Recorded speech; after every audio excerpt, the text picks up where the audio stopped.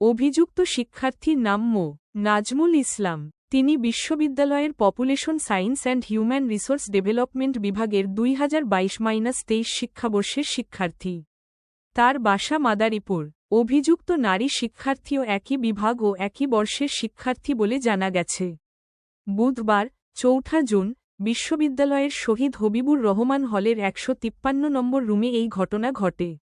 তবে শনিবার বিষয়টি জানাজানি হয়। প্রত্যক্ষদর্শীরা শিক্ষার্থীরা জানান, গত 4 জুন ভোরে একজন ছাত্র সাইকেলের পেছনে একটি মেয়েকে নিয়ে হল থেকে বের হয়ে যায়। মেয়েটির গায়ে স্কুলের শার্ট আর মাথায় ক্যাপ ছিল। বিষয়টি অস্বাভাবিক মনে হলে তারা ওই দুজনকে ধাওয়া দেয়। এ সময় প্রহরীও তাদের আটকের চেষ্টা করে ব্যর্থ হন। পরে বিষয়টি বিশ্ববিদ্যালয় কর্তৃপক্ষকে জানানো হয়। অভিযোগ স্বীকার করে নাজমুল ইসলাম বলেন, ওই দিন আমার জন্মদিন ছিল। সেদিন কেক কেটে রাত হয়ে যায়। সে মেসে যেতে পারবে না বলে আমাকে অনুরোধ করে রাখার জন্য। পরে আমি তাকে রাতে হলে নিয়ে আসি।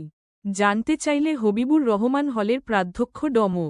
মোতাহার হোসেন বলেন, এ বিষয়ে আমি অবগত আছি এবং ঘটনাটিও সত্য। হল প্রশাসন তার বিরুদ্ধে ব্যবস্থা নিয়েছে। তার সিট বাতিল করা হবে। এছাড়াও বিশ্ববিদ্যালয়ের শৃঙ্খলা কমিটি তার বিরুদ্ধে বাকি সিদ্ধান্ত নিবে।